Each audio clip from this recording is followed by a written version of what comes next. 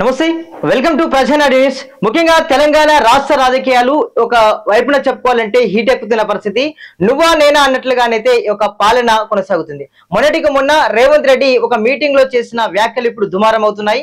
అదేవిధంగా ములుగు జిల్లాలో కూడా చాలా మంది యూత్ అంతా కూడా రాజకీయాల్లో రాణిస్తున్న పరిస్థితి. ములుగు జిల్లా బీఆర్ఎస్ పార్టీ యూత్ అధ్యక్షుడిగానైతే కోగిల మహేష్ అయితే దూసుకుపోతున్నాడు. సో ములుగు జిల్లాలో రాష్ట్ర రాజకీయ పరిస్థితి, అదేవిధంగా రాజకీయ పరిస్థితి ఎలా ఉందనే విషయాన్ని కూడా కులంకుశంగా చర్చిద్దాం. ప్రజెంట్ మనతో పాటు ఇంటర్వ్యూలో పాల్గొంటున్నారు కోగిల మహేష్ గారు. ముందుగా వారిని వెల్కమ్ చేద్దాం. నమస్తే. నమస్తే రణధీర్ అన్న, బాగున్నారా? బాగున్నారా మీరు? పైన ఓకే, రైట్. మహేష్ అన్న, అన్నగారు, ములుగులో ఏం నడుస్తుందంటే మీరు ఏం చెప్తారు?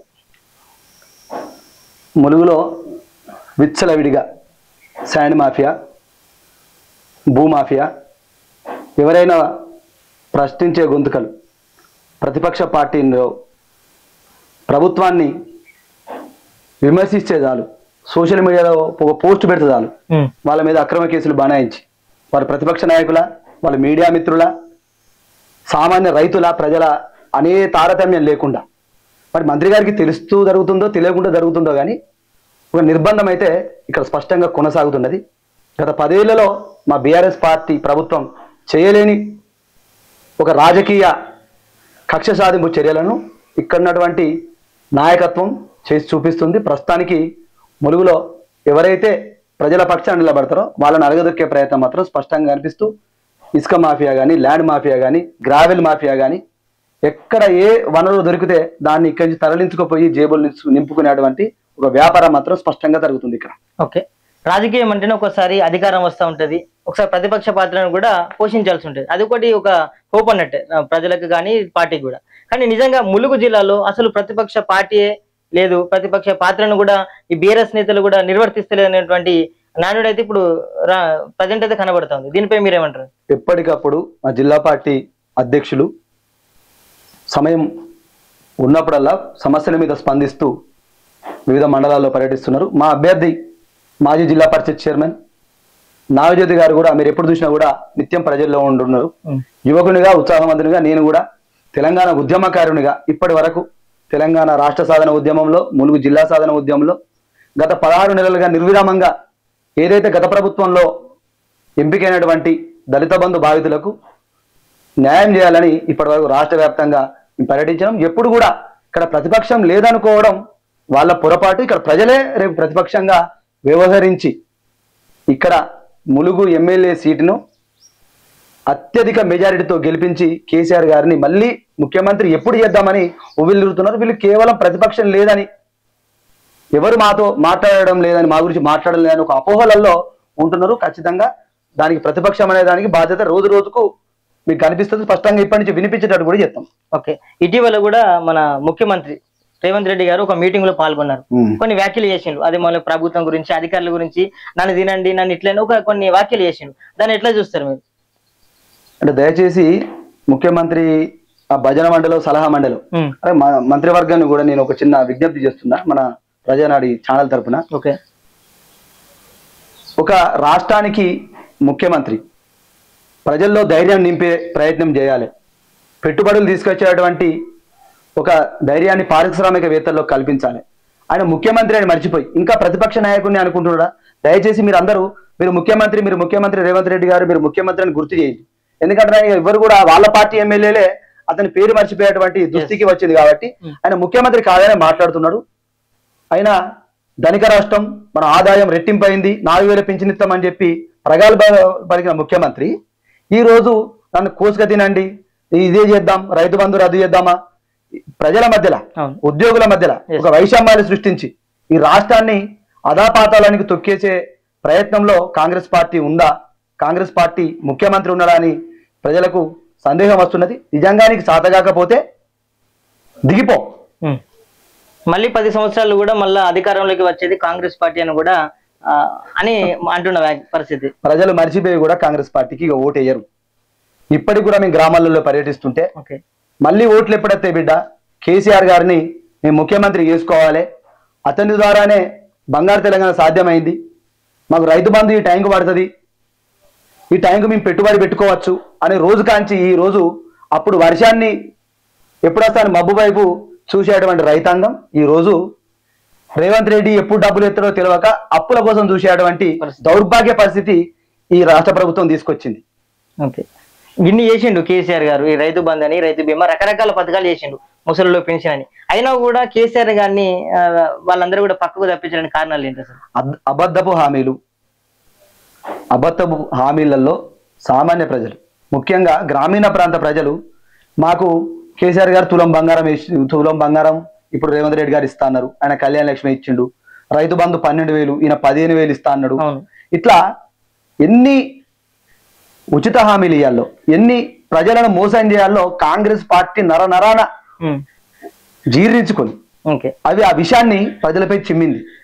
వాళ్ళు కూడా 10 సంవత్సరాలు కేసీఆర్ గారు చూసినాం కదా, ఈ 1 సంవత్సరం, ఈ 5 సంవత్సరాలు వీళ్ళని చూద్దామని వీళ్ళకి అవకాశం ఇచ్చింది తప్ప వీళ్ళ మీద ఏదో ప్రేమతో ఇవ్వలేదు. కేసీఆర్ గారిని చూసినాం, ఇక వీళ్ళు ఇజ్జెత్తాం అజ్జెత్తాం అంటే ఒక అభద్రతా భావంలో ఆ హామీలకు వాళ్ళు లోనే ఇచ్చిండ్రు. ప్రజలు తొందరలోనే తెలంగాణ ప్రాంతం గడ్డ చైతన్యవంతమైన గడ్డ, వాళ్ళు తొందరలోనే వాళ్ళు అందులో నుంచి మాయ నుంచి బయటపడ్డారు. ఈ రోజు ప్రతి వర్గం రోడ్డెక్కి ఈ ప్రభుత్వాన్ని నిందిస్తున్న సందర్భం మనం చూస్తూనే ఉన్నాం. ఓకే, రాష్ట్ర రాజకీయాల గురించి అయిపోయింది. ముందుగా ఇప్పుడు మళ్ళా ములుగు జిల్లా గురించి వద్దాం.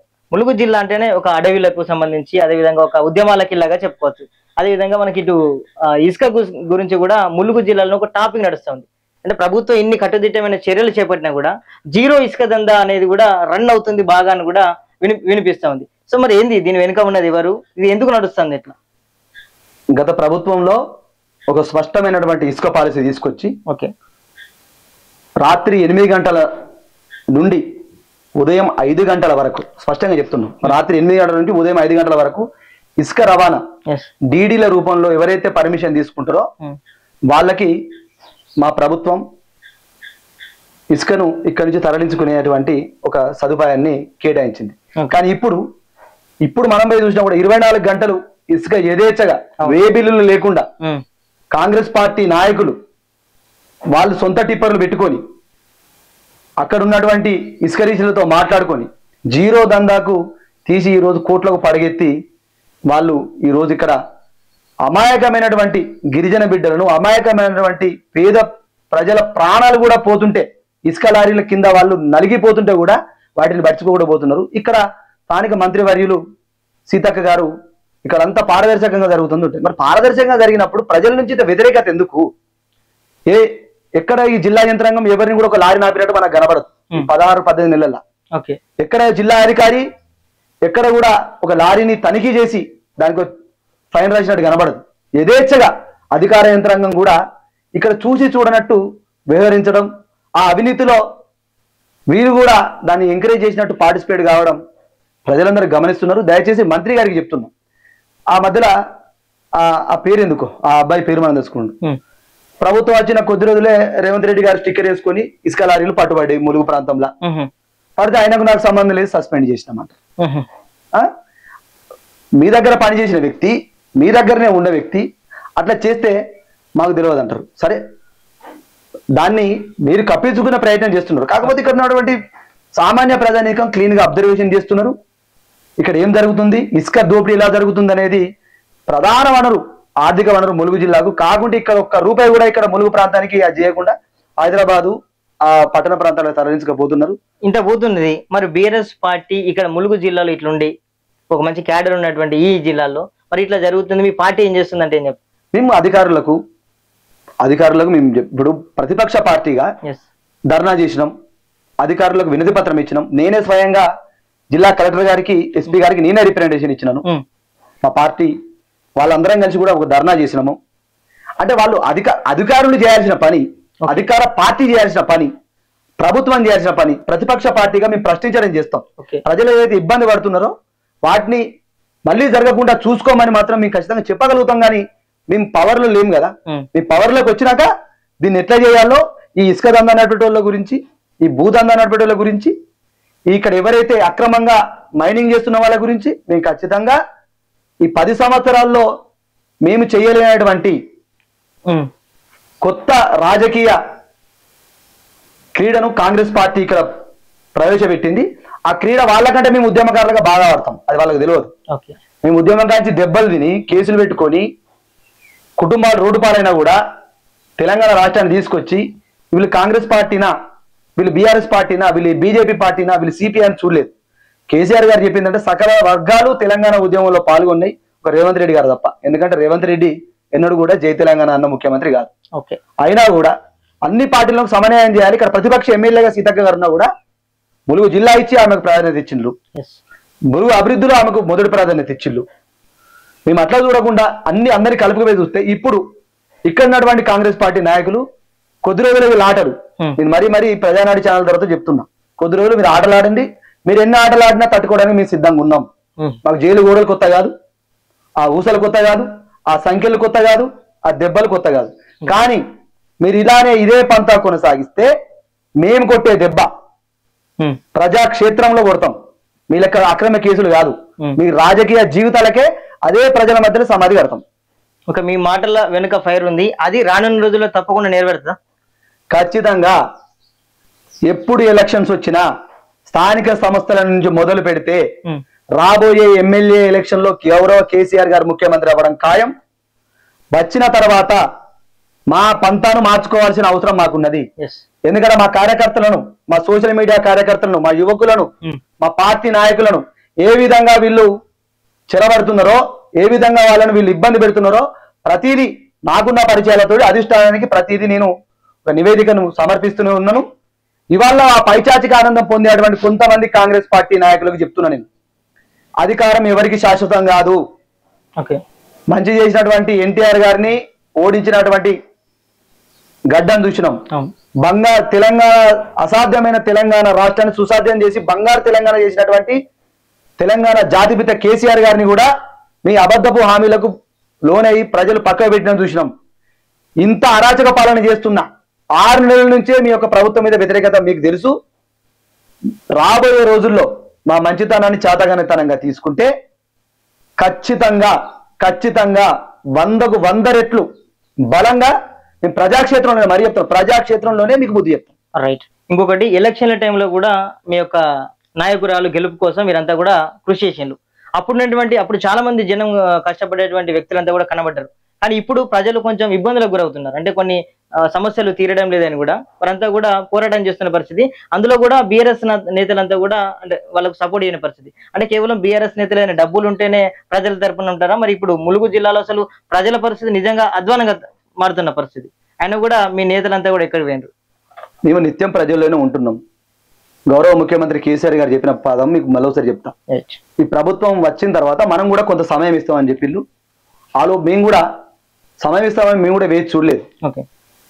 ఆటో కార్మికులు ఉద్యమం చేస్తే వాళ్ళకు మద్దతు ఇచ్చినాం, రైతులు చేస్తే రైతులకు ఇచ్చినాం, ఎవరైతే పంట నష్టం పోతే వాళ్ళ తరపున మేము ఉద్యమం చేసినాం. మొన్నటికి మొన్న గవర్నమెంట్ హాస్పిటల్లో ఒక శిశువు చనిపోతే వాళ్ళని కూడా మేము, రణధీర్ గారు చెప్పేది ఏంటంటే ఇదే జిల్లా పార్టీ కార్యాలయంలో ఆ రోజు రజతోత్సవ సభకు సంబంధించినటువంటి ఒక సమీక్ష సమావేశం జరుగుతుంది. బండారుపల్లికి సంబంధించినటువంటి ఒక ఆడబిడ్డ రాత్రి 9 గంటలకు, ఉదయం 9 గంటలకు జైన్ అయితే రాత్రి 3 గంటల దాకా ఆ బిడ్డను నరక యాతన పెట్టి డ్యూటీ డాక్టర్లు మారి నార్మల్ డెలివరీ కోసం వాళ్లకు ఆ చాట్లో రాసుకోవడం నార్మల్ డెలివరీ కోసం ట్రై చేసి ఒక నిండు బిడ్డను వాళ్ళు బలి తీసుకున్నటువంటి సంఘటన మనం చూసినాం. మేము స్వచ్ఛందంగా తెలుసుకొని వాళ్ళకు పోయి వాళ్ళకు మనోధైర్యాన్ని కల్పించాలని మేము ప్రయత్నం చేస్తే ఆ రోజు వచ్చినట్టు పొంగిలేడి గారు మీరు చూసిందండి. ఇవాళ మనం రాజకీయాల్లో ఎప్పుడు కూడా పదవులు శాశ్వతం కాదు. ఆ రోజు స్థానిక మంత్రి గారు జంపనవాగు దగ్గర ఓ 3 బిడ్డలు వాగులో చిక్కుకుంటే హెలిప్యాడ్ రాలేదని కన్నీళ్లు కాల్చడం మనం చూసినాం. సరే ఆడబిడ్డ ఆ రోజు మేము కూడా సత్యవతి రాథోడ్ గారు మేము కూడా ఇందరం ఇక్కడనే ఉన్నాం, ములుగులే ఉన్నాం, మేము ఎప్పుడు హన్మకొండ హైదరాబాద్ లేము. కానీ ఆ రోజు మీడియా వాళ్ళందరికీ తెలుసు కనీసం హెలిప్యాడ్ ఎగరలేని పరిస్థితి, హెలిప్యాడ్ పైకి ఎగరలేని పరిస్థితి. అయినా కూడా వాళ్ళని కాపాడినాం. దురదృష్టవశాత్తు ఒకటే రోజు 36 సెంటీమీటర్లు 40 సెంటీమీటర్ల వర్షం పడడం వల్ల కొంతమంది బిడ్డలు మనం కోల్పోయాం. అయినా కూడా వాళ్ళని ఆ రోజు మేము గవర్నమెంట్ హాస్పిటల్లో పరామర్శిస్తే నెక్స్ట్ రోజు కల్వకుంట్ల కవిత గారు నాకు ఫోన్ చేయడం జరిగింది.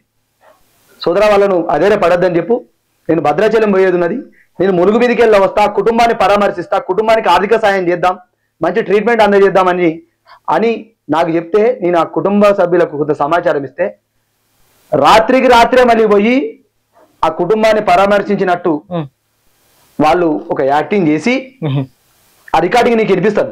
నిజంగా వాళ్ళు రేపు ఈ ఇంటర్వ్యూ చూసినాక వాళ్ళు ముందుకు వస్తే ఆ అబ్బాయికి ఏం చెప్పిళ్ళు, ఆ కుటుంబానికి ఏం చెప్పిళ్ళు, ఏం మాట్లాడిచ్చిళ్ళు అంటే నేను వినిపిస్తాను. నా దగ్గర ప్రతి దానికి ఇలా పట్టుకుని ఆధారం పెట్టుకుని ఉన్నా, నేను వినిపిస్తా. వాళ్ళు కవితకు వస్తుందని చెప్పి వాళ్ళని ఇక్కడి నుంచి అమ్మకుండా షిఫ్ట్ చేసిండు. వాళ్ళు ఏం చెప్తారు, ప్రతిపక్ష పార్టీలే మాతోని ధర్నా చేయించినాయి, ప్రతిపక్ష పార్టీలే మాతో చేయించినాయి. అప్పటికి ఆ ధర్నా కార్యక్రమం మేము పోలేదు. అంటే ఇంత చిల్లర రాజకీయం. ఓ పసిబిడ్డను ఎత్తుకుంటే, పసిబిడ్డని ఇట్లా పట్టుకుంటే కనీసం దిగి 2 నిమిషాలు దిగి పరామర్శించే బాధ్యత లేదా మంత్రులకు? ఒకైనా అక్కడ ఇట్లా వద్దు వద్దు అని అంటాడు. పసి ప్రాణానికి విలువ లేదా? ఆ రోజు కార్చిన కన్నీరు దాన్ని ఏమనాలి? ఈ రోజు నువ్వు కార్చిన కన్నీరేమో న్యాయమైనప్పుడు ఎర్ర టెండలో బిడ్డను పట్టుకొని వాళ్ళు పెట్టిన కన్నీరు మీకు 2 నిమిషాలు దిగి పరామర్శించేంత కిందికి కూడా దిగని పరిస్థితి ఉంటే ఈ రోజు సమాజం అబ్జర్వేషన్ చేస్తలేదా? కొంచెం ఆలోచన చేయాలి. అధికారం ఎవరికి శాశ్వతం కాదు.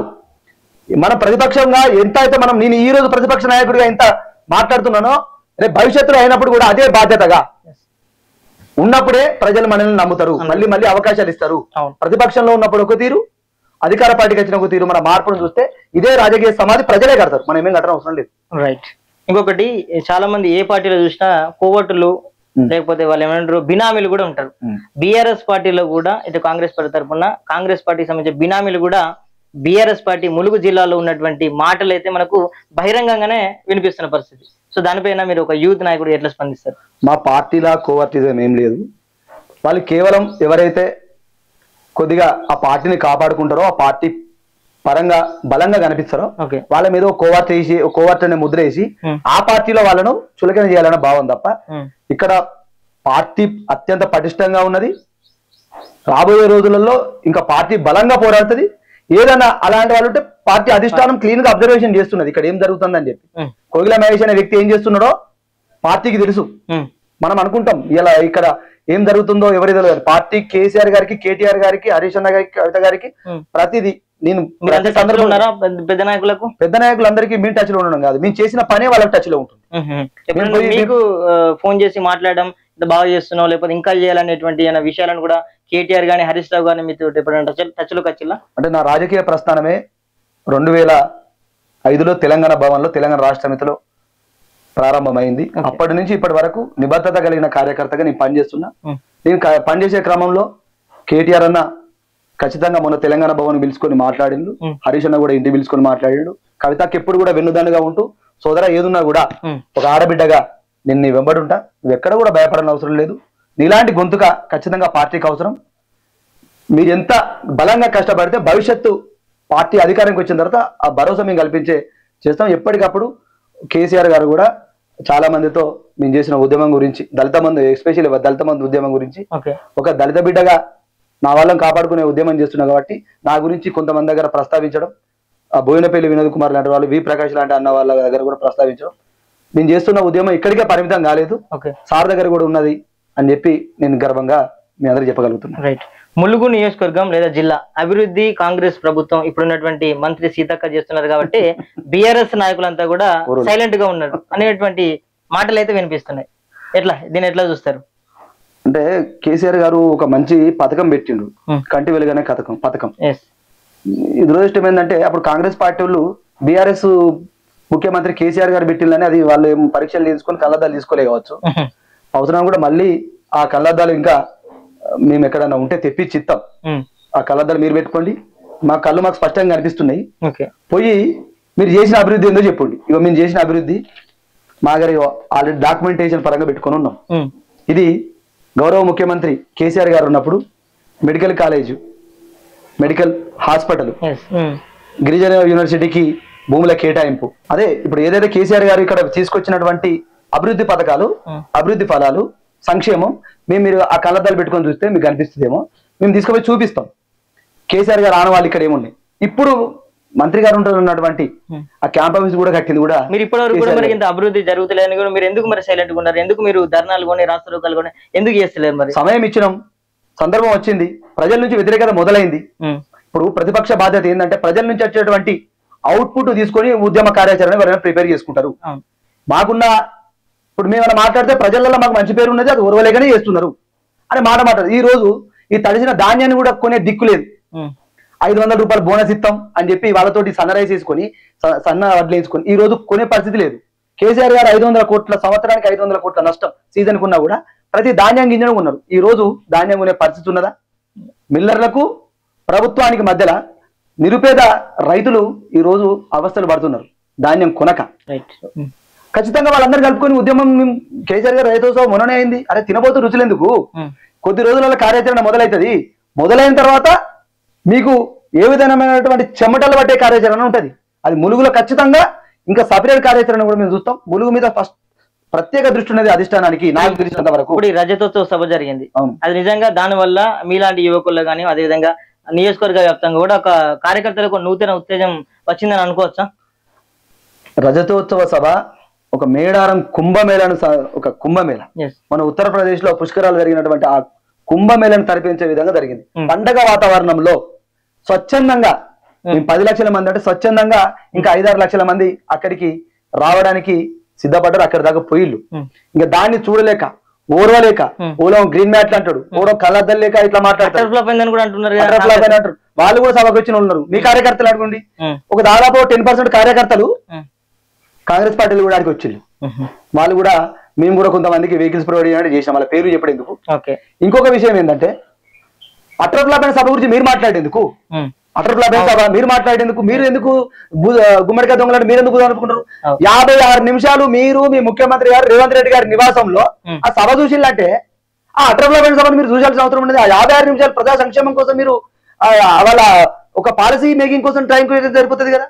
ఆ సభను చూసి ఓర్వలేక ఇక ప్రజలలో మనం అయిపోయినాం భయ చెప్పుకోలేక వాళ్ళు ఇదొక బురదలంతే వాళ్ళ ప్రయత్నం ఇంకేం లేదు. ఓకే, ములుగు నియోజకవర్గంలో అయితే ఇప్పుడు నియోజకవర్గ ఇన్ఛార్జ్ అయితే బడే నాగజ్యోతి గారు అయితే కొనసాగుతున్నారు.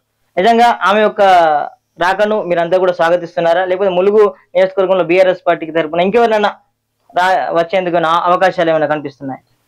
ఖచ్చితంగా బడే నాగజ్యోతి గారే మళ్ళీ రేపు ఇక్కడ ఎమ్మెల్యే అభ్యర్థిగా పోటీ చేస్తారు. ఒక రాజకీయ అనుభవం లేనటువంటి ఒక అనాథ బిడ్డ, నక్సలిజం భావజాలం కుటుంబం నుంచి వచ్చి ఉన్నత విద్య అభ్యసించి ఇక్కడ ఒక శిఖరాన్ని ఢీకొట్టి నిలబడ్డ బిడ్డ, కొద్ది చిన్న అటు ఇటు ఒక ఓట్లతోటి 30,000 ఓట్లట అట్లా పెద్ద మార్జిన్ ఏం కాదు. ఆ రోజు అబద్ధపు హామీలకు రాష్ట్రం అంతా కూడా అట్లే నమ్మిన పరిస్థితి ఉన్నది కాబట్టి ఓటమి చెందడం తప్ప మీ పోరాటంలో ఓడిపోలే.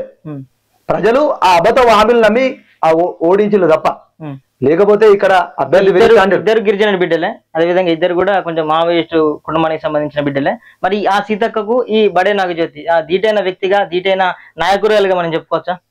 ఖచ్చితంగా ఇప్పుడిప్పుడే అడుగుల నుంచి ప్రయాణాన్ని మొదలుపెట్టి పరుగులు అందుకున్న మా నాగజ్యోతి ఆడబిడ్డను మేమందరం కూడా వెనుక ఉండి ఆ ధైర్యాన్ని కల్పిస్తూ రాబోయే రోజులలో కాంగ్రెస్ పార్టీకి డిపాజిట్ రాకుండా ఓడించేదానికి కంకణబద్దులపై యువకులం పార్టీ నాయకులందరం కలిసి పనిచేస్తాం. మీరు మళ్ళీ ఇంటర్వ్యూ ఇద్దాం, ఇక్కడ గులాబ్ జెండా ఎగిరేసే విధంగా మేము అందరం ప్రయత్నం చేస్తాం. ఖచ్చితంగా గెలుస్తాం మేము. ఓకే, ఇంకొకటి ములుగు నియోజకవర్గంలో కానీ జిల్లా వ్యాప్తంగా కూడా చాలా మంది అంటే కాంగ్రెస్ ప్రభుత్వంలో అదేవిధంగా పార్టీ తరఫున ఉన్నటువంటి నేతలు వాళ్ళంతా నాయకులు వాళ్ళు భూములను అక్రమంగా పట్టా చేసుకోవడం, అదేవిధంగా ఆ యొక్క వాటిలలో కొన్ని ఇల్లీగల్ కన్స్ట్రక్షన్స్ కూడా చేస్తున్న పరిస్థితి. అయినా కూడా ఇన్ని జరుగుతున్నాయి. అదేవిధంగా చాలా మంది నేతలు అటు ఇటు పోతా ఉంటే చూస్తూ ఉన్నారు. వాటిని మీరు ఇప్పటికీ కూడా అడ్డుకోకపోవడం, అదేవిధంగా దాని గురించి ప్రశ్నించకపోవడం వెనుక కారణం ఏంటి అసలు? అంటే ఇక్కడ ఒకటి రణధీర్ గారు మీరు అబ్జర్వేషన్ చేయాలి. ఎంతసేపు మా ఉద్యమకారులం తెలంగాణ రాష్ట్రం వచ్చింది, రాష్ట్రం వచ్చినాక ప్రతి ఫలం ప్రతి గడపకు పోవాలని మేము ఎవరికి వాళ్ళు దేనికి అర్హులని చెప్పి మేము ఆ స్క్రీనింగ్ లో మేముంటే ఇక్కడ కాంగ్రెస్ పార్టీ నాయకులు కొంతమంది భూమిని ఎట్లా పట్టాలు వేయించుకోవాలి, ఇసుకని ఎట్లా తరలించుకోపోవాలి, ఇక్కడ అక్రమంగా అసైన్ ల్యాండ్లలో అక్రమ నిర్మాణాలు చేపట్టి ఏ విధంగా వ్యాపారం చేయాలి, వాళ్ళు అంటే ఒక భావజాలంతో వచ్చినటువంటి వాళ్ళు అదే భావజాలంతో మేమేమో ఉద్యమ భావజాలం ప్రజా సంక్షేమం కోసం మేము పోరాటం చేస్తుంటే వాళ్ళు మన ప్రభుత్వం మళ్ళీ రాదురా బాబు ఇక వచ్చినప్పుడే మనం అందరం సెట్ కావాలి, మనం దోసుకోవాలి, నువ్వు దోసుకో, నాది నేను దోసుకుంటా, మళ్ళీ మనం ఎక్కడ కూడా దోసుకున్నామని మనం మాట్లాడుకోవద్దు. ఇక్కడ అంతా అదే జరుగుతున్నది, అదంతా చూస్తున్నారు. ఆ అక్రమ నిర్మాణాలు అధికారులను మేము ఎన్నిసార్లు కలిసినాం అనేది తెలుసు. జిల్లా కలెక్టర్ గారు కూడా అసలు ఎందుకు అర్థమైతే లేదు. ఇక్కడ ఈ ఇంచర్ల దగ్గర అక్కడ ఒక నిర్మాణం చేపట్టి ఏమాత్రం మీడియాలో అంగు ఆర్భాటం లేకుండా పోయి గౌరవ మంత్రి గారు దాన్ని శంకుస్థాపన చేస్తారు. దాని మీద రోజుకొక వార్త బయటకు వస్తే అధికారులు సమాధానం చెప్పరు, ఇక్కడ మంత్రి గారు సమాధానం చెప్పరు, ఇక్కడ కాంగ్రెస్ పార్టీ నాయకులు సమాధానం చెప్పరు. అంటే వాళ్ళ మౌనాన్ని మనం ఏ విధంగా అర్థం చేసుకోవాలి? ఖచ్చితంగా వాళ్ళు చేస్తున్నట్టే కదా, చేస్తే చెప్పాలి, హస్తం ఉన్నట్టే కదా, వాళ్ళు చెప్పాలి మేము చేస్తలేము, చేయకుంటే గిది కథ, చేస్తే గిట్లా అని చెప్పాలి. అధికారులు సపోర్ట్ చేయనప్పుడు అంటే దానికి ఎవరు బాధ్యులో అధికార యంత్రాంగం అని చెప్పాలి కదా. వాళ్ళకు ఉన్నటువంటి ఇవన్నీ మేము కూడా అడిగినాం, లేదు దాన్ని మేము ఆక్యుపై చేసుకుంటున్నాం, అది ప్రభుత్వం హ్యాండ్ ఓవర్ చేసుకుంటున్నారు. మళ్ళీ దానికి ఎలక్ట్రిసిటీ కూడా ఆ పక్క టవర్ నుంచి వాడతారు. అంటే ఇక్కడ అంటే వాళ్ళు సైలెంట్ ఉండడానికి కారణం కూడా ఒక రకంగా వాళ్ళు ఉన్నారని చెప్పుకోవచ్చా? స్పష్టంగా కనిపిస్తున్నది కదా. ఇప్పుడు నువ్వు నన్ను దొంగ అన్నావు, నువ్వు నన్ను దొంగ అన్నప్పుడు నేను దొంగ కాదని నీకు చెప్పే విధానంలో నాకు ఉండాలి కదా. నేను సైలెంట్ గా మౌనంగా ఉన్నప్పుడు దొంగని అన్నట్టే కదా. అది నువ్వు అన్న మీరు చేసిన ఆరోపణకు నేను సమాధానం చెప్పలేనప్పుడు నేను చేసినట్టే కదా. మౌనం అర్థంకరం అన్నారు. పదే పదే అన్ని ఛానళ్ళు అన్ని పేపర్లు దాని గురించి చేస్తుంటే మీరు మౌనం వహిస్తున్నారు అంటే దాన్ని మీరు చేసినట్టే కదా. ప్రజలు అదే విధంగా కదా ఒప్పుకోవాల్సింది. రైట్. ఇంకా రానున్న రోజుల్లో మరి ములుగు జిల్లాలో కానీ యూత్ అధ్యక్షుడిగా మీరు అదేవిధంగా పార్టీని ఇంకా ఎట్లా ముందుకు వెళ్ళబోతున్నారు? రానున్న రోజుల్లో గ్రామ స్థాయి నుంచి రాష్ట్ర స్థాయి కార్యవర్గం మొత్తం ప్రజల బాగోగు కోసం నిరంతరం శ్రమించి ఈ రాష్ట్రాన్ని తీసుకొచ్చినటువంటి తెలంగాణ తొలి ముఖ్యమంత్రి కేసీఆర్ గారిని మళ్ళీ ముఖ్యమంత్రి చేసి ఈ ఛిద్రమైపోతున్నటువంటి తెలంగాణను కాపాడుకోవడానికి మేము అందరం సైనికులుగా పనిచేస్తాం. ఏది ఏమున్నా ఖచ్చితంగా ఈ కాంగ్రెస్ పార్టీ చాతగానితనాన్ని, ఈ కాంగ్రెస్ పార్టీ అవలంబిస్తున్న ప్రజా వ్యతిరేక విధానాలను ప్రతి గడపకు తీసుకుపోతాం. త్వరలోనే మెంబర్షిప్ కార్యక్రమం నుంచి కమిటీల నిర్మాణం గ్రామస్థాయి నుంచి రాష్ట్ర అధ్యక్షుని వరకు జరగబోతున్నది. మరింత రెట్టించిన ఉత్సాహంతో మేమందరం పనిచేస్తాం. ఇకపై ప్రజలకు ఏ సమస్య ఉన్నా పార్టీ నాయకులకు, కాంగ్రెస్ పార్టీ నాయకులకు కనువిప్పు కలిగే విధంగా ప్రజా సమస్యలను వాళ్ళ దృష్టికి మేము తీసుకుపోతాం. వారు చేయని పనులు మేము చేసి చూపిస్తాం. అట్లనే బీఆర్ఎస్ పార్టీ కార్యకర్తలను హింసించేటువంటి అధికారులకు కూడా చెప్తున్నాం, దయచేసి వాళ్ళ అధికారులకు పరిమితమైతేనే మంచిగా ఉంటది. ఈ రోజు ఉండొచ్చు, అధికారం లేకపోవచ్చు, మళ్ళీ వచ్చినప్పుడు మీరు కూడా ఇబ్బంది పడే పరిస్థితి వస్తుంది. దయచేసి న్యాయ అన్యాయాలు విచారించి తప్పు ఎవరైతే వాళ్ళని శిక్షించాడు తప్ప ఈ రోజు అధికారంలో ఉన్న వారిని వంత పడితే ఖచ్చితంగా రేపు ఇబ్బంది పడతారు. బీఆర్ఎస్ పార్టీ నాయకులకు చెప్తున్నాం, ఇదే జిల్లా పార్టీ ఆఫీస్లో ఇవాటి నుండే ప్రతి నిమిషం పార్టీ కార్యకర్తలను కాపాడుకోవడంతో పాటు ప్రజా సమస్యల గురించి మేము నిరంతరం వాళ్ళని జాగృతం చేస్తూనే ఉంటాం. ఓకే, ఇప్పుడంతా కూడా బీఆర్ఎస్ పార్టీకి సంబంధించి ఈ కార్యాలయం వెలవెలబోతుంది. రేపు నుంచి వెళ్ళి ఆ యొక్క కార్యకర్తలతో ఆ గులాబీ దళంతో కలకలాడబోతుందా? ఖచ్చితంగా వెలవెలబోయేది ఏం లేదు. ఎప్పుడు పార్టీ ఆఫీసులో మేము అందుబాటులో ఉంటాం. జిల్లా అధ్యక్షులు అయితే జిల్లా అధ్యక్షులు, ఇన్ఛార్జీలు అయితే ఇన్ఛార్జీలు అందుబాటులో ఉంటాం. ఇది ఒక రకంగా ఒక జనతా గ్యారేజ్ లాగా పనిచేస్తున్న వ్యవస్థ ఇది. ఓకే, అక్కడ ఆ క్యాంప్ ఆఫీస్ ఏమో ఫైరవీలకు, ఫైరవీ కారులకు, వ్యాపారవేత్తలకు. నేను ఎందుకు చెప్తున్నా అంటే వాళ్ళ పార్టీ కార్యకర్తలే ఈరోజు చూసినట్టయితే వాళ్ళని పట్టించుకుంటలేరని వేదన పడుతుండ్రు. వాళ్ళు మేము ఓట్లు వేసించే యంత్రాలుగా మారిపోయినాం తప్ప ఈ రోజు ఎందులో కూడా మాకు భాగస్వామ్యం లేదని బాధపడుతున్నారు. మా పార్టీ కార్యకర్తలు ఎక్కడ కూడా ఒక అభద్రతా భావన లేరు. ఎందుకంటే మేము ఉద్యమం నుంచి ఉన్నాం కాబట్టి మాకు ఈ కేసులు కొత్త కాదు, ఈ పోలీస్ స్టేషన్లు కొత్త కాదు, ఈ కోర్టులు కూడా కొత్త కాదు. మేము పోతాం, మళ్ళీ వస్తాం, అదే ప్రజలతో ఉంటాం. వాళ్ళకు కూడా చెప్పేది ఒకటి ఏంటంటే మీరు మీ పార్టీ కార్యకర్తలకే ధైర్యం ఇవ్వలేకపోతున్నారు, తెలంగాణ అని ఉంటారా? ఇంకొక విషయం మీ ఛానల్ ద్వారా చెప్తున్నా, కేవలం కాంగ్రెస్ పార్టీ నాయకులు కొంతమంది పోయినసారి 10 సంవత్సరాల్లో బీఆర్ఎస్ నాయకులకే ఇల్లు ఇచ్చిళ్ళు, బీఆర్ఎస్ నాయకులకే దళిత బంధులు ఇచ్చిళ్ళు, బీఆర్ఎస్ నాయకులకే మైనార్టీ బంధులు ఇచ్చిళ్ళు అని అంటారు. మళ్ళీ చెప్తున్నా, మరి పోయినసారి ఎమ్మెల్యేగా ఉన్న సీతక్క గారికి దళిత బంధువులు అందించిళ్ళు, మీ గుండెల మీద చేసుకొని చెప్పండి. ఆ 100 మంది మీ కార్యకర్తలు గారా? రెండోది, అది జరిగిపోయింది. ఇప్పుడు రాబోయే రోజులలో ఇందిరమ్మ కమిటీల పేరిట మీరు ఇళ్ళని సెలెక్షన్ చేస్తారు. అందులో ఎన్ని అక్రమాలు ఉన్నాయో త్వరలోనే అన్ని మేము కూడా బయట పెడతాం. ప్రతి దానికి డాటా పెట్టుకుంటాం. ఎవరు ఇందిరమ్మ కమిటీల మెంబర్లు ఉన్నారు, ఏ పార్టీ నాయకులు ఉన్నారు, వాళ్ళు ఎవరిని సెలెక్ట్ చేస్తారో మీరు లిస్ట్ డిస్ప్లే చేసినాక మాట్లాడతాం. అట్లనే మీరు నిజంగా చిత్తశుద్ధి ఉన్నదా?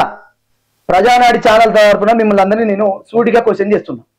రాజీవ్ యువ వికాసం అనే ఒక పథకం తీసుకొచ్చిల్లు, June 2 స్టార్ట్ చేస్తా అని చెప్పిండు. ఆ రాజీవ్ యువ వికాసంలో మీరు ఎంతమంది పేదలకు ఇస్తారో మేము చూస్తాం కదా.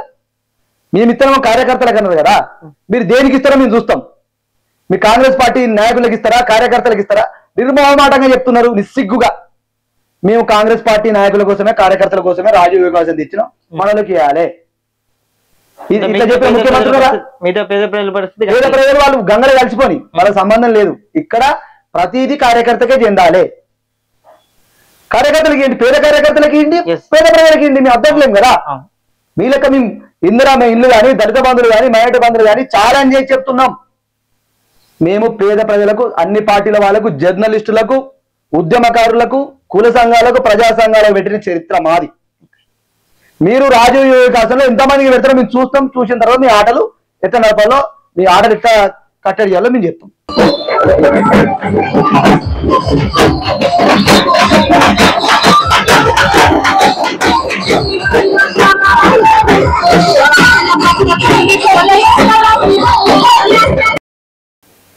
ప్రజాపాలన కరెక్టే. ఇక్కడ ప్రజాపాలన ఎలా ఉందంటే కేవలం శిలాఫలకాలు వేసుకొని 4 ఫోటోలు దిగి అక్కడ కొబ్బరికాయ కొట్టి ఓ శాలువ కప్పించుకొని వెళ్ళిపోవడమే ప్రజాపాలన. తర్వాత అసలు అక్కడ ఏం పని చేసినాం, అక్కడ ఈ శంకుస్థాపన ఎందుకు చేసినాం, ఈ శిలాఫలకం ఎందుకు చేసినామో మర్చిపోయే పరిస్థితికి వచ్చిళ్ళు. మేము ఖచ్చితంగా ఇప్పటిదాకా వేసినటువంటి 50 నుంచి 100 శిలాఫలకాలు ఇక్కడ వివిధ శాఖల మంత్రులు వచ్చి వేసిపోయిళ్ళు. రేపటి నుంచే బీఆర్ఎస్ పార్టీ వాళ్ళందరం పోయి ఆ శిలాఫలకాన్ని పరిశుభ్రం చేసి, అయ్యా మంత్రి గారు మీరు ఇక్కడ రోడ్డు ఎత్తా అన్నారు, ఇక్కడ ఒక కరకట నిర్మిస్తా అన్నారు, ఇక్కడ ఒక అన్నదాసరం నిర్మిస్తాను అన్నారు, ఇక్కడ ఒక ఆఫీస్ కడతామన్నారు అని చెప్పి మేమే గుర్తు చేసి మీరు మర్చిపోతున్నారు. దయచేసి మీకు ప్రజాపాలనలో మీకు పడి పడి పడి అలసట లేకుండా మీరు అలసిపోతున్నారు కాబట్టి దయచేసి ఇక్కడ అభివృద్ధి చేయండి. ఫోటోలు దిగి ఫోజులు ఇచ్చుడు కాదు, మీరు ఫోటోలు దిగి ఫోజులు తర్వాత ఇస్తారు. ఇంతకుముందు కూడా సోషల్ మీడియాలో ఫోజులే ఉన్నాయి, ఇప్పుడు కూడా అవే ఉన్నాయి. దయచేసి మంత్రులారా మీరు అందరూ ఈ ములుగు ప్రాంతాన్ని అభివృద్ధి చేయండి తప్ప మీరు ఈ శిలాఫలకాలు కాదు, అది అభివృద్ధిని వాళ్ళకి గుర్తు చేస్తాం. ఇంకోటి కూడా చెప్తున్నా, ఇక్కడ కాంగ్రెస్ పార్టీ నాయకులతో నాకు చాలా సత్సంబంధాలు ఉన్నాయి. ఎందుకంటే ఉద్యమం కానించి ఏదైనా పనిచేసిన వాళ్ళమే. బీజేపీలతో కానీ టీడీపీలతో కానీ 2009లో మహాకూటమి పొత్తులు ఇక్కడ సీతక్కని గెలిపించిన బీఆర్ఎస్ పార్టీ మిమ్మల్ని గెలిపించిన కార్యకర్తలు గుర్తుంటారా మంత్రి గారు? వాళ్ళ మీదనైనా మీ పేద బిడ్డల మీదనైనా మీ జులుము మీ పేరు చెప్పుకొని ఇక్కడ 3-4 తప్ప మీ కాంగ్రెస్ పార్టీలో బాగుపడిన వాళ్ళు ఎవరు లేరు. నిజమైన కార్యకర్తలను మీరు అవకాశాలు ఇవ్వండి. ఎప్పుడు వాళ్ళు మేము కూడా మీ పార్టీలోకి వస్తాం, ఇప్పుడే వాళ్ళకు సంవత్సరంన్నరలే వాళ్ళకు ఆ పార్టీ అంటేనే విరక్తి పుట్టింది. మహేష్ మేము కూడా మీ పార్టీలోకి వస్తాం, మమ్మల్ని జాయిన్ చేసుకోండి అని చెప్పి ఆ పార్టీ నాయకులే వాళ్ళు ఎప్పుడు మీ గేట్లు తీస్తే అలాగ వచ్చినట్టు వాళ్ళందరూ సిద్ధంగా ఉన్నారు, మాతో రెగ్యులర్ గా మాట్లాడుతున్నారు. సరైన సమయం మంచి పెద్ద నాయకులే ఈ రోజు నీ పక్క పంట ఉన్నటువంటి నాయకులే ఎప్పుడు మేము గేట్లు తీస్తే ఈ వ్యతిరేకమైన ప్రభుత్వంలోకి వెళ్ళి మేము వాళ్ళకి వస్తాం. మేము అంటే మేము చెప్తున్నాం, ఇక వద్దు, మీరు చేసిన సేవలు చాలు, మీరు అందులోనే ఉండండి. మేము మా పార్టీలో ఎవరైతే నికాసైనటువంటి నాయకులను కాపాడుకుంటాం, ఆ నాయకులను మేము ఎంకరేజ్ చేస్తాం, వాళ్ళకు కడుపులో పెట్టి కాపాడుకుంటాం. మీరు మీ ప్రభుత్వం మీరు చేస్తున్నటువంటి దుర్మార్గ చర్యలే మిమ్మల్ని రాజకీయంగా సమాధిస్తాయని మేము చెప్తున్నాం వాళ్ళకి. రణధీర్ గారు నిజంగానే ఇక్కడ కాంగ్రెస్ పార్టీ నాయకులకు, మంత్రి గారికి ప్రజా సంక్షేమం మీద ఒక దృష్టి ఉంటే క్యాంప్ ఆఫీస్ కు కూతవేడు దూరంలోనే మేము డబుల్ బెడ్రూమ్ ఇల్లు కట్టినాం. జస్ట్ వాటికి కర్రలు వేసి వాళ్ళని అలా పంపిస్తే అయిపోతుంది. అలా మేము బీఆర్ఎస్ పార్టీ కార్యకర్తలను నింపాలని కూడా 10 సంవత్సరాలు నింపబోతామా? కర్రలు వేసి అలా పంపిస్తే ఒక 32 కుటుంబాలలో జీవనం సాగించేటువంటి అవకాశం ఉంటుంది. వాటిని చెయ్యరు. ఇప్పుడు ఈ జిల్లా పార్టీ కార్యాలయం పక్క ఉంటే అంబేద్కర్ భవనానికి 50 లక్షల రూపాయలు కేటాయించి 22 గుంటల భూమి మేము కేటాయించినాం. దానికి ఇంతవరకు ఒక కాంపౌండ్ నిర్మాణం కూడా చేయలేదు. ఇక దగ్గర పరిస్థితులు చూస్తే మేము వేసిన రోడ్లు, మేము కట్టిన భవనాలు, మేము చేసినటువంటి అభివృద్ధి పనులు వాటినే చెప్పుకుంటూ మేం చేసినామని ఇక్కడ వీళ్ళు ప్రగల్భాలు పలకడం తప్ప వీళ్ళు ఇక్కడ చేసింది ఏం లేదు. వీళ్ళు ఏం చేయరు. వీళ్ళు ప్రజలను మోసం చేయడమే పనిగా పెట్టుకొని అధికారం ఒక పరమావధిగా భావించేటోళ్ళు వీళ్ళు అభివృద్ధి చేయరు. అది ప్రజలకు కూడా అర్థమైపోయింది. ఎప్పుడు కూడా కేవలం ప్రజలను మభ్యపెట్టి అధికార పార్టీ మీద వ్యతిరేకత వచ్చినప్పుడే కాంగ్రెస్ దేశవ్యాప్తంగా గెలిచింది తప్ప వీళ్ళు సొంతంగా ఏం రాలేదు. కేసీఆర్ గారి మీద ఓ 10 సంవత్సరాలు చేసిళ్ళు, అవకాశం ఇద్దామని ఇచ్చిళ్ళు తప్ప వీళ్ళ గురించి కాదు. వీళ్ళు సాగు తప్పి కన్ను లొట్టపోయినట్టే వీళ్ళ పరిస్థితి అవుతుంది. వీళ్ళకి కోఆర్డినేషన్ లేదు. రోజు తన్నుకునుడు. వీళ్ళే అధికార పార్టీ, వీళ్ళే ప్రతిపక్ష పార్టీ. వీళ్ళని ఎవరు కొట్టుడు అవసరం లేదు. వాళ్ళే కొట్టుకొని వాళ్ళే అధికారంలోకి దిగిపోతారు. ప్రజలను చీకొడతారు. ప్రజలే మళ్ళీ బీఆర్ఎస్ పార్టీని అఖండమైన మెజారిటీతో 120లో 120 సీట్లు గెలిపించే విధంగా ప్రజలందరూ కంకణబద్దులై ఉన్నారు. దయచేసి చెప్తున్నాను, నాయకులను, బీఆర్ఎస్ పార్టీ కార్యకర్తలను హింసించే ఆ పద్ధతి మానుకొని నిజంగా మీకు ప్రజాపాలన అని చెప్తున్నారు కదా, ప్రజాపాలన మీద దృష్టి పెట్టుండి ఇందిరమ్మ కమిటీల ఆ దళారీ వ్యవస్థను రూపుమాపండి. ఇక్కడ ఇసుక మాఫియాని అడ్డుకోండి. ఇక్కడ జరుగుతున్న గ్రాండ్ మాఫియా, ల్యాండ్ మాఫియాని అడ్డుకోండి. అక్రమ నిర్మాణాల్లో వెంచర్లను అడ్డుకోండి. అక్రమమైన క్రషర్ నిర్మాణాలను అడ్డుకోండి. ఇక్కడ పోతున్న సహజ వనరులను అడ్డుకోండి. ప్రతిపక్ష ఎమ్మెల్యేగా మీరు ఉన్నప్పుడు, ప్రతిపక్ష ఎమ్మెల్యే ఉన్నా నాకు అభివృద్ధికి నిధులిస్తలేరు అన్నారు. ఇప్పుడు మీరు పంచాయతీరాజ్ శాఖ మంత్రిగా ఉన్నారు. అత్యంత కీలకమైన శాఖ మంత్రి మీరు అనుకుంటే ఏదైనా చేయొచ్చు. మరి అభివృద్ధి ఎందుకు ముందుకు పోతలేదు? మేము పోసిన సీసీ రోడ్లే, దానికి కొబ్బరికాయ కొట్టి మేము శంకుస్థాపన చేస్తాం. మేము వేసిన రైతు వేదికలు, మేము పెట్టిన శ్మశాన వాటికలు, మేము పెట్టినటువంటి మిషన్ భగీరథ నీళ్లు, ఇవన్నీ మేము చేసినాయే. మీరు చేసినవి ఏమన్నా ఉంటే చెప్పమంటున్నామో చెప్పరు, చర్చ రమ్మంటున్నామో రారు. రుణమాఫీ అంటారు. అవి ములుగు నియోజకవర్గంలో ఒక్క గ్రామాలైనా పూర్తిగా రుణమాఫీ అయిందా? ఇంకోటి ప్రజానాడు ఛానల్ తరపున ఇంకోటి చెప్తున్నాను. వీళ్ళు పైలట్ ప్రాజెక్ట్ కింద ఎంత దుర్మార్గం అంటే, పైలట్ ప్రాజెక్ట్ కింద మొన్న ఇందిరా మహిళ నిర్మాణానికి రైతు భరోసాకు కొన్ని గ్రామాలను సెలెక్ట్ చేసుకున్నారు. వాళ్ళు ఇక్కడ స్థానిక నాయకత్వం మంత్రి గారు పోయి మీరు ఏ విధంగా కట్టుకున్నా 5 లక్షలు ఇచ్చే బాధ్యత మాదని చెప్తే, పేద ప్రజలు 150 గజాలలో 200 గజాలలో డబ్బులు పెట్టి బేస్మెంట్ పెట్టుకుని పిల్లర్స్ పోసుకుంటే మళ్ళీ అధికారులు పోయి ఇది కాదు కదా మీరు కట్టుకోవాల్సిన విధానం, ఇది కాదు కదా మీరు చేయాల్సిన పద్ధతి, మీకు బిల్లులు రావాలని చెప్పి వాళ్ళను బెదిరించి వస్తున్నారు. అంటే ఏ విధంగా కట్టుకుంటామని చెప్పిన మీరు మళ్ళీ అధికారులు పోయి చెప్తే వాళ్ళు ఎక్కడికి పోయి కూలగొట్టుకుని వాళ్ళు ఆ గూడును కూలగొట్టుకుని రోడ్డు మీద పడాలని మీరు వాళ్ళని చూస్తున్నారా? ఇది ఎక్కడ న్యాయం? మీరు పైలట్ గా తీసుకున్న వాటినే మీరు చక్కగా ఇంప్లిమెంటేషన్ చేస్తారు. ప్రజలందరికీ ఎట్లా న్యాయం చేస్తారు? ఇది చేయలేరు కదా. ఇక ములుగులో కొంత రాజకీయం, కొంతమంది ఫ్లెక్సీల రాజకీయం, ఎంత నీచమైన రాజకీయం చూడండి. కాంగ్రెస్ పార్టీ పొంగులేటి శ్రీనివాసరెడ్డి గారు మొన్నటికి మొన్న వచ్చి పోతారు. ఆ దినాల కార్యక్రమం కూడా అయిపోతుంది. దినాలు ఎందుకు 11 రోజులు అయిపోతుంది, అయినా ఫ్లెక్సీలు అక్కడ ఉంటాయి. మన రజతోత్సవ సభకు మేము ఏర్పాటు చేసుకుంటాం. రజతోత్సవ సభ అయిపోయిన సాయంత్రమే తీసేస్తారు. ఇంకా పొంగులేటి ఉంటాయి. మొన్న పొన్నం ప్రభాకర్ వచ్చింది కదా, ఇదే ఛానల్ మీరు ఒకసారి వీడియో చూడండి. పొన్నం ప్రభాకర్ వచ్చిండు, బస్ స్టాండ్ కు శంకుస్థాపన చేసిండు, బిర్యానీ తిన్నాడు, చేపల కూర తిన్నాడు, పోయింది, అయిపోయింది. ఇంకా ఫ్లెక్సీలు అక్కడ ఉంటాయి. బీఆర్ఎస్ పార్టీ మీద ఇంత కక్ష, గులాబీ జెండా చూస్తే మీకు ఎందుకంత భయం అవుతుంది? గులాబీ జెండా తెలంగాణ తీసుకొచ్చిన జెండా, గులాబీ జెండా తెలంగాణ బంగారు తెలంగాణ చేసిన కేసీఆర్ నాయకత్వంలో జెండా. ఆ జెండాను చూస్తే మీకు ఎందుకు భయం అవుతుందో నాకు అర్థమైతే లేదు. ఆ గులాబీ జెండాను చూస్తేనే మీ గుండెల్లో రైళ్లు పరిగెడుతున్నాయి. రేపు రైళ్లు కాదు, ప్రజలు మెచ్చే పాలన మళ్ళీ తీసుకొచ్చి కాంగ్రెస్ పార్టీని తెలంగాణలో భూస్థాపితం చేయడానికి ప్రజలందరూ సిద్ధంగా ఉన్నారు. మీరు చేస్తున్న ప్రతి దానికి మేము ఖచ్చితంగా సమాధానం చెప్తాం. Right, thank you so much అన్న. మంచి విలువైన సమాచారాన్ని కూడా మాకు ఇచ్చినందుకు. సో చూసారు కదా, ఏది ఏమైనా కూడా ఇటు బీఆర్ఎస్ పార్టీకి సంబంధించి అనేక రకాలుగా ఈ పార్టీని బలోపేతం చేసే దిశగా, అదేవిధంగా ప్రభుత్వం చేస్తున్నటువంటి అనేక కార్యక్రమాల గురించి మరి ప్రజలకు ఏ విధంగా అందుతున్నాయి, అందకపోతే ప్రజల తరపున పోరాటం చేయడానికి కూడా సిద్ధంగా ఉన్నామని చెప్తున్నారు. రానున్న రోజుల్లో తప్పకుండా బీఆర్ఎస్ జెండాను కూడా ములుగు నియోజకవర్గంలో, అదేవిధంగా రాష్ట్ర వ్యాప్తంగా ఎగురబోయబోతున్నామని కూడా ఇటు యూత్ నాయకుడు మహేష్ గారు అయితే చెప్తున్నారు. సో ఇది ఇప్పుడు జరుగుతున్న పరిస్థితి. మరింత మంచి ఇంటర్వ్యూతో మళ్ళీ కలుసుకుందాం. అంతవరకు సెలవు, నమస్తే. చూస్తూనే ఉండండి Prajanadi. Thank you so much.